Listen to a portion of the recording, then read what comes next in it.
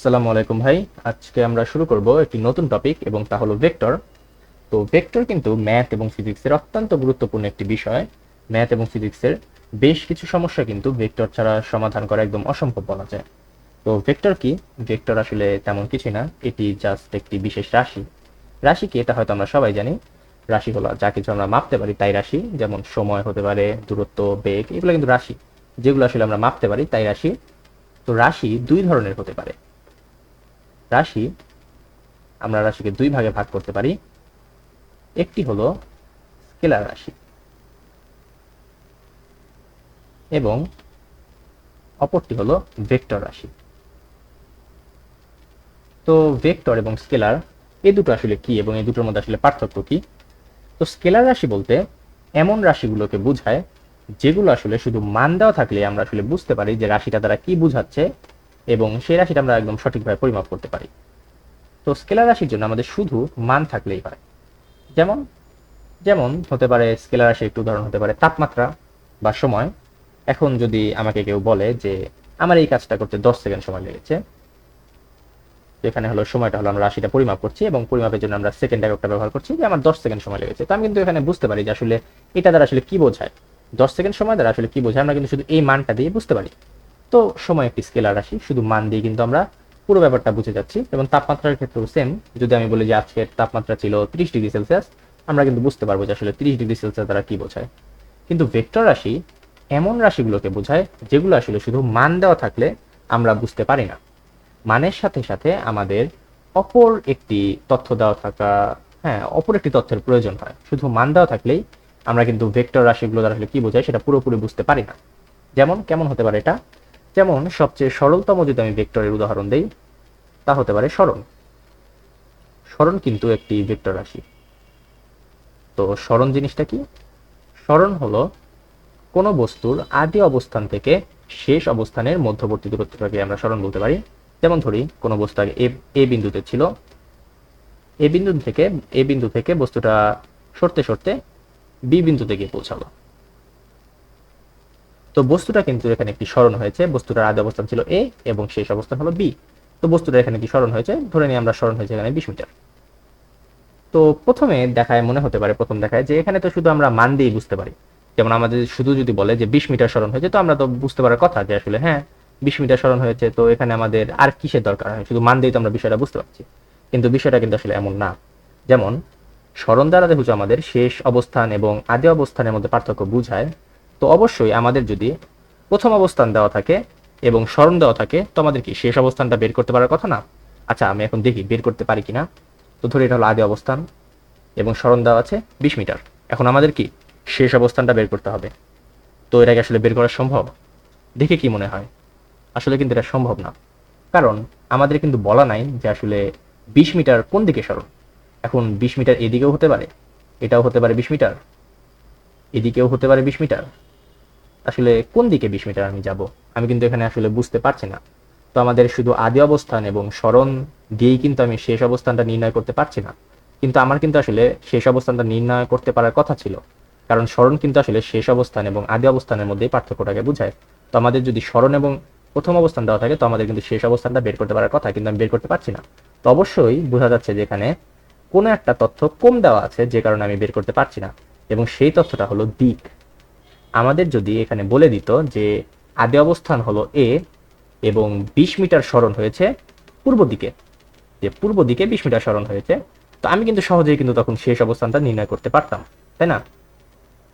এখন কিন্তু যে যখন আমাকে দিক বলে দিল যে কোন দিকে সরণ হয়েছে, আমি কিন্তু তখন অনেক সহজেই সরণ মানে শেষ অবস্থান নির্ণয় করতে পারলাম।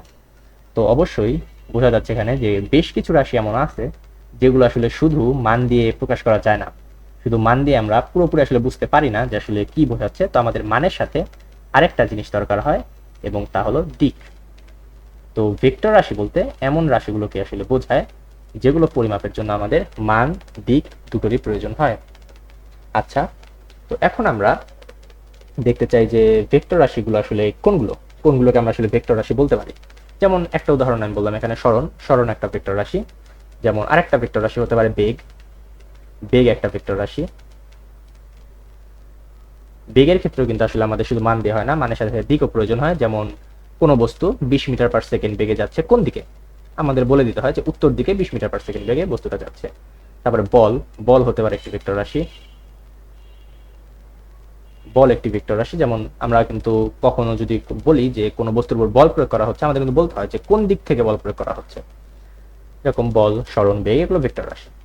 আচ্ছা, তো এখন আমরা যে বিষয় নিয়ে আলোচনা করব পরবর্তীতে, তা হলো ভেক্টর রাশিগুলো কি আমরা সাধারণ রাশির মতো যোগ বিয়োগ করতে পারি কিনা।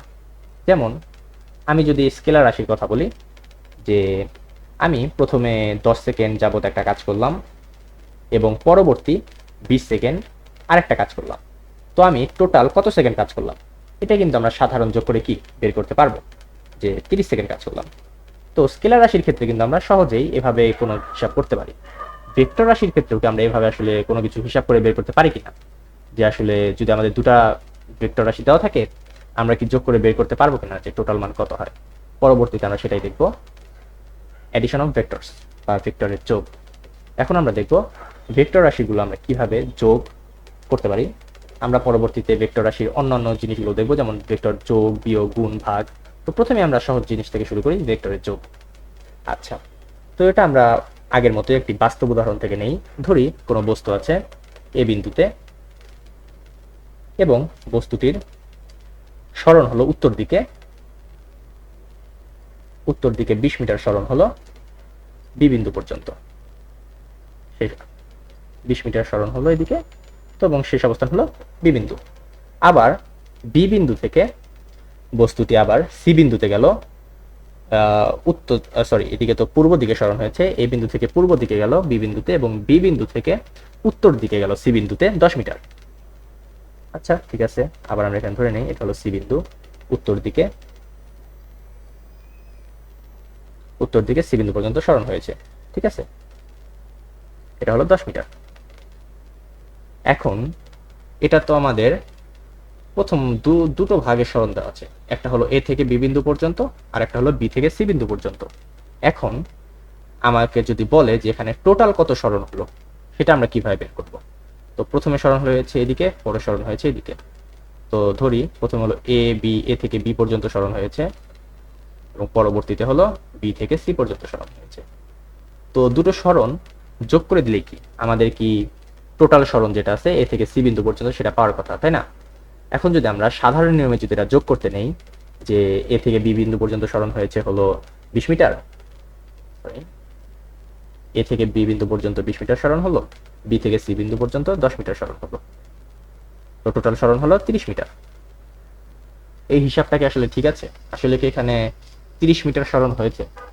আমি যদি এটা জ্যামিতিক ভাবে দেখি, যে এটি কিন্তু আমি যদি টোটাল সরণটা দেখি, টোটাল সরণটা কিন্তু হবে এ থেকে সি বিন্দু পর্যন্ত।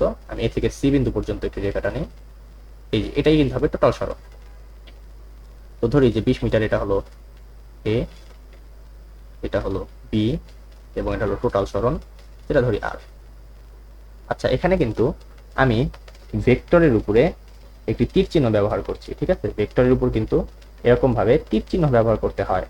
যেমন আমি যদি কোনো রাশি লিখতে চাই, যে আমি রাশিটাকে আর দ্বারা প্রকাশ করব, তো এটা কিন্তু আসলে ভেক্টর বুঝে না। আমি যদি আরটাকে ভেক্টর বলতে চাই, তাহলে কিন্তু উপরে আমাদের একটি রকম একটি তীর চিহ্ন ব্যবহার করতে হবে। এখন আর একটি ভেক্টর রাশি, তো অর্থাৎ এটা দ্বারা বোঝায় যে এখানে শুধু আর এর মান নাই, এখানে আমাদের দিকও বিবেচনা করতে হবে যদি আমরা আর কিছু আর নিয়ে কাজ করতে চাই। তো ধরি এখানে হলো এ, এটা হলো এ থেকে বি পর্যন্ত, এবং বি ভেক্টর যেটা হলো বি থেকে সি পর্যন্ত, এবং টোটাল ভেক্টর হলো আর। তো আমরা যখন দুটো ভেক্টর যোগ করতে চাই, এ ভেক্টর যোগ B vector equal to R vector, এটা আমরা কিভাবে যোগ করতে পারি। আচ্ছা, আমি আসলে এখানে যদি টোটাল যোগফলটাকে যদি আমি ছোট হাতে করে তাহলে একটু ভালো হয়, কারণ যেহেতু আমি এখানে এ বি ছোট হাতে ব্যবহার করেছি, এবং আসলে কিন্তু ভেক্টরের ক্ষেত্রে কিন্তু আসলে এই লোয়ার কেস লেটার যেটা আছে ছোট হাতে লেটার ইটালিক ভাবে ব্যবহার করে ভালো। তো এখানে এদিকে সাইন হবে কারণ এ থেকে সি বিন্দু পর্যন্ত সরণ হয়েছে। এখন আমরা আসলে কিভাবে যোগ করতে পারি, তো এখানে কিন্তু আমরা দেখতে পাচ্ছি যে এটা কিন্তু আসলে একটি ত্রিভুজের মতো দেখাচ্ছে, তাই না। এ বি সি কিন্তু একটি ত্রিভুজের মতো দেখাচ্ছে, যার এই বাহুটা হলো এ ভেক্টর, এই বাহুটা হলো বি ভেক্টর, এবং এই বাহুটা হলো টোটাল যেটা আর ভেক্টর। তো এখন যদি আমি বের করতে চাই দুটো যোগফল, তাহলে কিন্তু আসলে আমাদের এসি বাহুর যে দৈর্ঘ্য আছে এটা বের করলে কিন্তু হয়ে যাচ্ছে, তাই না। যে এটি কিন্তু একটি সমকোণী ত্রিভুজ, যেহেতু এটি পুরোপুরি পূর্ব দিকে সরণ হয়েছে এবং পুরোপুরি উত্তর দিকে সরণ হয়েছে, যেটি কিন্তু সমকোণী ত্রিভুজ হবে। এটি হলো 90 ডিগ্রি। তো এটি কিন্তু সেই সমকোণী ত্রিভুজের অতিভুজ। তো আমরা কিন্তু আসলে এইভাবে হিসাব করব না, আমরা কিন্তু এইভাবে জ্যামিতিকভাবে যদি আমরা দেখি, এসি বাহুর দৈর্ঘ্য নির্ণয় করলে কিন্তু আমাদের টোটাল হিসাবটা হয়ে যাচ্ছে। তো এখানে আর এর মান কি হবে? তো আমরা জানি পিথাগোরাসের উপপাদ্য থেকে R square equal to A square plus B square. এখানে এ স্কোয়ার অর্থাৎ এই এ এবং এই এ, এই দুটোর মধ্যে কিন্তু পার্থক্য আছে। এইটা দ্বারা কিন্তু ভেক্টর একে বোঝাচ্ছে, অর্থাৎ এখানে মান এবং দিক দুটোই বিবেচনা করতে হবে। এবং এইটা কিন্তু শুধু মান, যে এ ভেক্টরটা আছে এই ভেক্টরের মানটাকে বোঝাচ্ছে, এখানে কিন্তু আসলে আমরা দিক বিবেচনা করছি না। যেহেতু আমরা এখানে আর ভেক্টরের মানটা বের করতে চাচ্ছি, তো আমরা এখানে আসলে কি বলে এই ভেক্টরের দিক নিয়ে বিবেচনা করছি না। আমরা দিকটা পরে বের করব, আমরা দিকটাও পরে বের করব, কিন্তু এখানে আমরা শুধু আর ভেক্টরের মানটা বের করতে চাই। তো স্কোয়ারটা যদি পাশে নিয়ে আসি রুট হয়ে যাবে এ স্কোয়ার প্লাস বি স্কোয়ার। এখন এখানে যদি আমরা মান বসিয়ে দিই, তবে কিন্তু আমরা আর এর মানটা পেয়ে যাব, আর ভেক্টরের যে মান আছে মানটা পেয়ে যাব।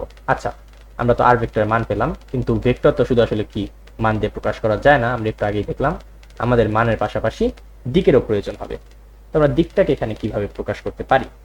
তো দিকটাকে সাধারণত আমরা যেভাবে প্রকাশ করতে পারি তা হলো অপর কোনো ভেক্টরের সাথে আসলে এই ভেক্টরটা কত ডিগ্রি কোণ উৎপন্ন করছে সেটার সাহায্যে আমরা বের করতে পারবো। যেমন আমি যদি এখন বলি যে এই ভেক্টরটা, যেমন আমি এই ভেক্টরের দিক কিন্তু জানি, এই ভেক্টরের দিক কিন্তু বলা আছে কি পূর্ব দিকে। এখন আমি যদি এই ভেক্টরের সাপেক্ষে আর ভেক্টরের দিকটা নির্ণয় করতে চাই, তাহলে কিন্তু আমি বলতে পারি যে এই ভেক্টরের সাথে আর ভেক্টরটি কত ডিগ্রি কোণ উৎপন্ন করছে সেটা যদি আমরা বের করি, তাহলে কিন্তু আমরা আর ভেক্টরের দিকটা বুঝে যাব যে এই ভেক্টরটি ছিল পূর্ব দিকে, তো এবং এটি পূর্ব দিকের সাথে থিটা ডিগ্রি কোণে আর ভেক্টরটি যাচ্ছে, তাই না? আচ্ছা, তো আমরা এটা কিভাবে বের করতে পারি? এটিও কিন্তু আমরা আসলে জ্যামিতিকভাবে বের করতে পারি। থিটা থিটা বের করা কিন্তু কোনো কঠিন ব্যাপার না, কারণ এটি একটি সমকোণী ত্রিভুজ এবং সমকোণী ত্রিভুজের লম্ব এবং ভূমি দেওয়া আছে। এটি হলো লম্ব, বি ভেক্টর কিন্তু লম্ব এবং ভূমি কিন্তু এ ভেক্টর। আমরা যদি তাহলে ত্রিকোণমিতিক সূত্র এখানে প্রয়োগ করি, তো এখানে লম্ব এবং ভূমির সাথে কোন সূত্র দিতে যায়? ট্যান। যেমন ট্যান থিটা দ্বারা কি বোঝায়? ট্যান থিটা দ্বারা এখানে অবশ্যই বোঝাবে লম্ব বাই ভূমি। এখানে লম্ব হলো বি ভেক্টর এবং ভূমি হলো এ ভেক্টর। এখানে কিন্তু আমরা শুধু বি ভেক্টরের মান নিব এবং এ ভেক্টরের মান নিব। এখানে কিন্তু আমরা মান নিয়ে হিসাব করছি, কারণ আমরা ত্রিভুজের মতো কিন্তু হিসাব করছি, তাই না? এবং এটার সাহায্যে কিন্তু আমরা থিটার মান কিন্তু পেয়ে যাব। আচ্ছা, এখানে যদি আমরা মান বসিয়ে দিই, তাহলে থিটার মান পেয়ে যাব। থিটা ইকুয়াল টু হবে ট্যান ইনভার্স বি বাই এ, লম্ব বাই ভূমি। এভাবে কিন্তু আমরা থিটার মানও বের করতে পারবো। আসলে ভেক্টর কিন্তু এইভাবেই যোগ করা হয়, এটা কিন্তু আসলে সাধারণ স্কেলার রাশির মতো আমরা যোগ করতে পারি না, ঠিক আছে? আচ্ছা, এখন আমরা এটার আরো কিছু যোগ দেখব। যেমন এখানে তো আমরা সহজেই দেখলাম যে যদি সমকোণী ত্রিভুজের মতো থাকে, আমরা সহজেই পিথাগোরাস উপপাদ্য দিয়ে এটা হিসাব করতে পারি। কিন্তু সবসময় কি আর এত সহজে সুন্দরভাবে কি কোনো কিছু আসলে যাবে? সেটা নাও হতে পারে। যেমন আমি যদি আরেকটা উদাহরণ দিই, যেমন কোনো বস্তু প্রথমে এ অবস্থান থেকে পূর্ব দিকে গেল বি বিন্দু পর্যন্ত, এবং এই দূরত্বটা হলো 30 মিটার। এবং এখন সে বি বিন্দু থেকে সরাসরি উত্তর দিকেও গেল না, দক্ষিণ দিকেও গেল না, সে পূর্ব দিকের সাথে 30 ডিগ্রি কোণে উত্তর দিকে গেল, ঠিক আছে? মানে 30 ডিগ্রি কোণ পূর্ব দিকের সাথে 30 ডিগ্রি কোণ করে গেল। এটা উপরের দিকে ধরি আমরা, যে উত্তর পূর্ব দিকে গেল। এখানে আসলে যদি আমি এখানে, আচ্ছা এখানে আরেকটি জিনিস আমাদের বুঝতে হবে। আমরা আসলে যখন দিক বলবো তখন আমরা আসলে কিভাবে দিকটা বলতে পারি? যেমন আমরা যদি প্রথমে একটি কম্পাসের চিত্র আঁকি, সরল কম্পাস।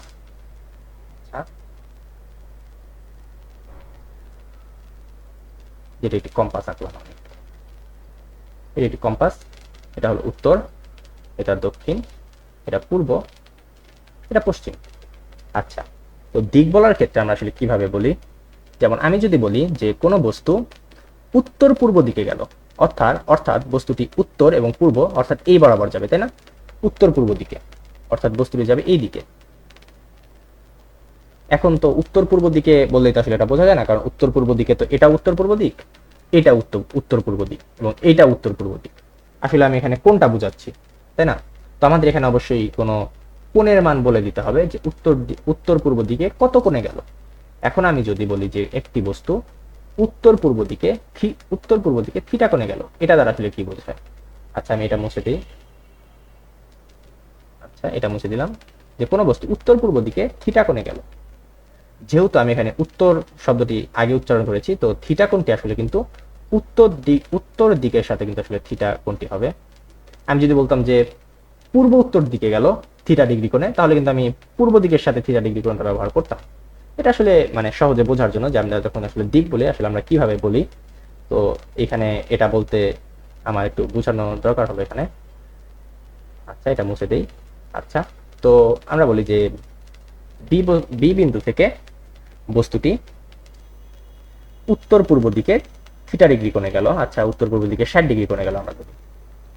আচ্ছা আমি কি বললাম? উত্তর পূর্ব দিকে 60 ডিগ্রি কোণে, অর্থাৎ এটা যদি হয় পূর্ব দিক, এটা যদি হয় উত্তর দিক, উত্তর পূর্ব দিকে হবে হলো এইটা, এবং কত ডিগ্রি কোণে? 60 ডিগ্রি কোণে। অর্থাৎ যেহেতু উত্তর এটা, উত্তর দিকের সাথে 60 ডিগ্রি কোণে গেল। কতটুক গেল? 10 মিটার গেল। এখানে 10 মিটার গেল এবং শেষ পর্যন্ত সি বিন্দুতে পৌঁছালো। ঠিক আছে, তো এটা হলো আমাদের টোটাল যে সিনারিওটা, দেখতে এরকম হবে। এখন আমাদের বের করতে হবে এখানে টোটাল সরণ কত হলো। যেমন আগের বার তো আমরা সহজেই বের করতে পেরেছিলাম, যে কারণ আগের বার অনেক সহজ একটি সমকোণী ত্রিভুজের মতো ছিল আকারটা, কিন্তু এখন কিন্তু সেটা সমকোণী ত্রিভুজের মতো না, কারণ এখন কিন্তু টোটাল সরণটা কিন্তু এইটা কিন্তু টোটাল সরণ। এবং আমরা যদি এবিসি ত্রিভুজ দেখি, এটা কিন্তু আসলে দেখতে কোনো সমকোণী ত্রিভুজের মতো না। তো এটা আমরা কিভাবে বের করব? এটি বোঝার আগে আমাদের আরো কিছু জিনিস বুঝতে হবে। ভেক্টরের কিছু ধর্ম সম্পর্কে আমাদের একটু আলোচনা করার প্রয়োজন যদি আমরা এই ম্যাথটা সলভ করতে চাই। তো আমরা ভেক্টরের সেই ধর্মগুলোর সাথে একটু পরিচিত হই আগে। তার আগে এই জিনিসটাকে একটু সাইডে সরিয়ে রাখি।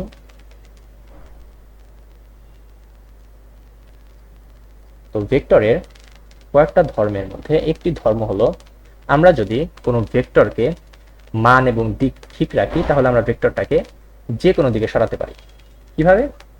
আচ্ছা ধরি যে একটি ভেক্টর হলো এটা, এই বরাবর একটি ভেক্টর, এটা এ ভেক্টর, এবং এটি হলো বি ভেক্টর। এ ভেক্টর এবং বি ভেক্টর। এখন যদি আমি বলি এই দুটা ভেক্টর আমি যোগ করতে চাই, কিভাবে যোগ করব? কারণ দুটো ভেক্টরের সাথে আসলে কোনো সম্পর্কই নেই, একটার সাথে একটা, তাই না? তো এটা আসলে আমরা কিভাবে হিসাব করতে পারি? তো ভেক্টরের যে প্রথম ধর্ম সেটা হলো, আমি যদি চাই আমি এ ভেক্টরটার যদি দিক এবং মান ঠিক রাখি, তাহলে আমি এই এ ভেক্টরটাকে যে কোনো স্থানে সরাতে পারবো। তো ভেক্টরের কোনো পরিবর্তন হবে না। এখানে থাকলে যে ভেক্টরকে বোঝাবে এ ভেক্টর, এখানেও কিন্তু এ ভেক্টর আসলে এ ভেক্টরে আছে। যদিও আমি কিন্তু তার অবস্থানটা পরিবর্তন করেছি, কিন্তু যেহেতু মান এবং দিক ঠিক আছে, তো এই ভেক্টরটার কিন্তু আসলে তেমন কোনো পরিবর্তন হয়নি। কারণ আমরা কি জানি, ভেক্টর আসলে মান এবং দিক এই দুটো জিনিসের উপর নির্ভরশীল, অবস্থানের উপর কিন্তু নির্ভরশীল না। তো আমি মান এবং দিক যদি ঠিক রাখি এবং ভেক্টরটাকে যে কোনো জায়গায় সরাই, ভেক্টরের কিন্তু কোনো পরিবর্তন হবে না। এখন যদি আমি এই দুটো ভেক্টরকে যদি এভাবে এনে দিই, এখন কিন্তু দেখতে কিন্তু আমাদের ছবিটা কিন্তু অনেক পরিচিত হয়ে গেছে আগের মতোই, যে এই বরাবর হলো তাদের লব্ধি হবে, তাই না? তাদের লব্ধি হবে এই যে এখান থেকে এই পর্যন্ত। এখন আমি ভেক্টরের আরেকটা ধর্ম নিয়ে কথা বলতে চাই, এবং সেটা হলো ভেক্টরকে যদি আমরা এভাবে থাকে দুটো ভেক্টর, যে দুটো ভেক্টর একই বিন্দু থেকে শুরু হলো, যে দুটো ভেক্টর যে শূন্য বিন্দু থেকে শুরু হলো এবং দুটো ভিন্ন দিকে গেল, তাহলে তাদের লব্ধি হবে কিন্তু, যদি আমরা এ এবং বি ভেক্টরকে সামান্তরিকের দুটো বাহু কল্পনা করি, তো সামান্তরিকের কর্ণ বরাবর। এটা দ্বারা কি বোঝায়? আচ্ছা এই চিত্রটাকে আমি একটু অন্যভাবে আঁকি, মানে অবস্থানটা সরিয়ে আঁকি, একই চিত্র। তার জন্য আগে এটা কপি করে নেই, এবং এখান থেকে আমি এ ভেক্টরটাকে সরিয়ে একটু পিছনে নিয়ে আসি। যদি আমি একটু এ ভেক্টরকে পিছনে না গিয়ে আমি একটু বি ভেক্টরটাকে সামনে নিয়ে আসি, তাহলে কি হবে? বি ভেক্টরটাকে যদি আমি এইখানে নিয়ে আসি, ঠিক আছে, তাহলে তাদের লব্ধি হবে কোনটি? তাদের লব্ধি হবে কিন্তু এইটা কিন্তু হবে তাদের লব্ধি, তাই না? এটা হবে তাদের লব্ধি। এবং বি ভেক্টরটা আগে কই ছিল? বি ভেক্টরটাতে কিন্তু ছিল এই যে এখানে, এখানে কিন্তু ছিল বি ভেক্টরটা, তাই না? আচ্ছা বি ভেক্টরটা এইখানে নিয়ে যাই, পরে এখানে আছে। আগে কিন্তু বি ভেক্টরটা ছিল এইখানে, বি ভেক্টরটাকে আমি সরিয়ে ওইখানে নিয়ে গেলাম, কোনো পরিবর্তন হলো না। আচ্ছা, এখন এ ভেক্টরটাকে আমি এখান থেকে সরে একটু উপরে নিয়ে যাই, দেখি কেমন হয় দেখতে। এ ভেক্টরটাকে আমি আচ্ছা কপি করে নিয়ে যাই, এ ভেক্টর এখানে ছিল,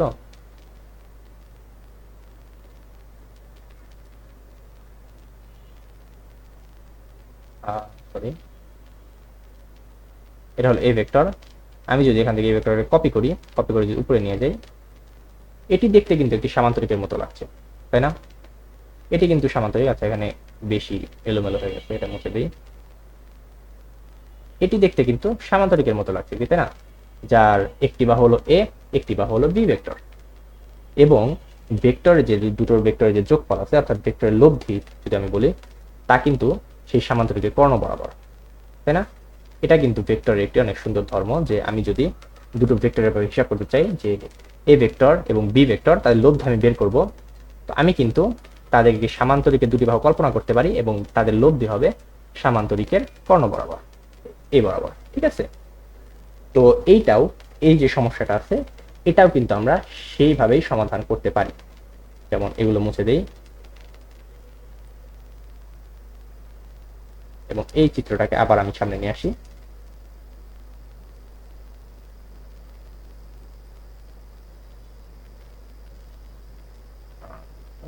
এটা সি বিন্দু,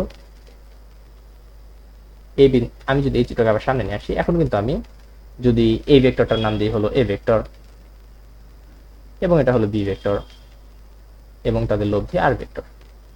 এখন আমি যদি এটিকে একটি সামান্তরিক কল্পনা করি, তাহলে কিন্তু আমি দেখতে পাবো যে এটা হলো সামান্তরিকের বি বাহু, কারণ এ বাহু এবং এ বাহু সমান, এবং এটি হলো এ বাহু সদৃশ, এবং তাদের লব্ধি কিন্তু কর্ণ বরাবর।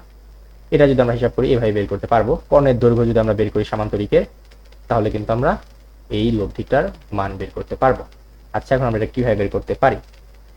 এইটা আমরা বের করার জন্য আমাদের একটি সূত্র ব্যবহার করতে হবে, এবং সেই সূত্রটার প্রমাণ আমরা পরবর্তী ক্লাসে আলোচনা করব, এবং পরবর্তী ক্লাসে আমরা এইটার সমাধান কি হবে সেটাও আমরা দেখব। তো আজকে পর্যন্ত ভাই এই পর্যন্তই। আল্লাহ হাফেজ।